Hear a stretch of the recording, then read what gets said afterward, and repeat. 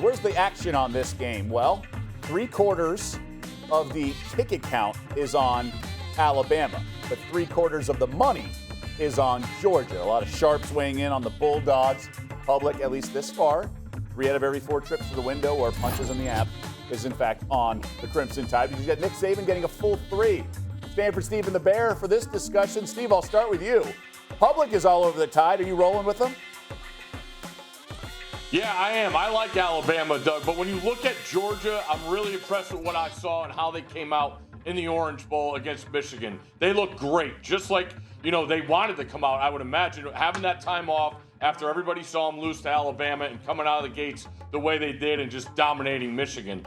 But when I look at this game again, they don't have the difference makers to me that I think they need to win this game. Whereas you look at Alabama, and I know they don't have Mechie, but they have guys that are really scary. Jameson Williams, you saw what Robinson could do on the ground game. And the biggest factor to me is I get Bryce Young, and Georgia has Stetson Bennett. I'll take Bryce Young all day in that matchup. And when you look at the head coaching matchup, I don't think it's a discussion either. I'll take Saban. So I like Alabama. I'm fired up for the game. It's going to be awesome.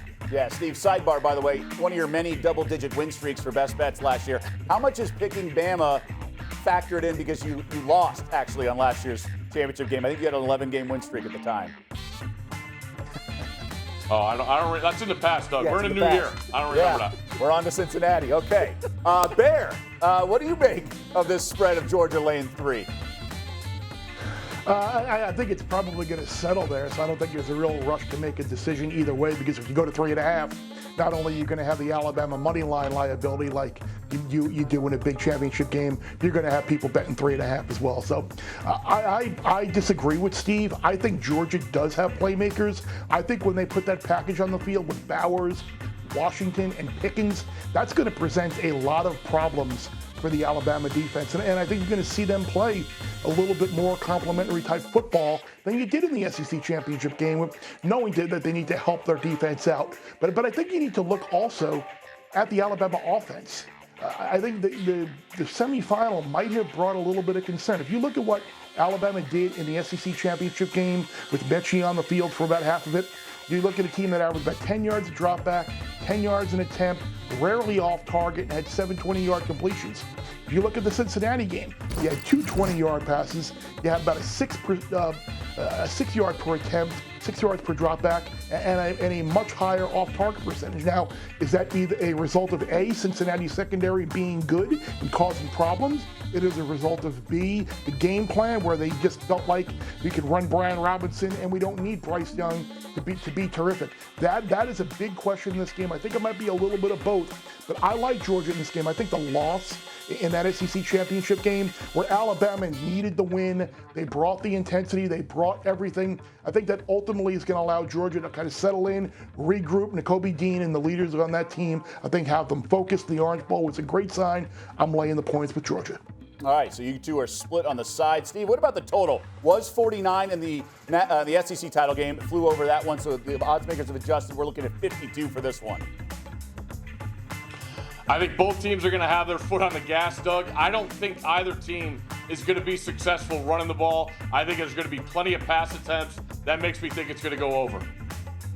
Yeah, I'm right there with you as well. Joe, we haven't really had a chance to pick your brain as you were off yesterday. What about you? What's your read on this? From the side perspective, I would lean to Georgia. I like it for a half-unit play. It closed 6 in the SEC championship game. Now it's -3. Well, what's the reason for that? Additional information, right? We have additional information, and that information is Alabama trucking Georgia. But Alabama, or I should say Georgia, has additional information as well. And that's what Alabama used to attack them, right? Up-tempo offense, throwing the ball all over the field. They're not going to get fooled like that again. And as a result, I think that gives Georgia an advantage. And at the same time, we're paying a discounted price at -3.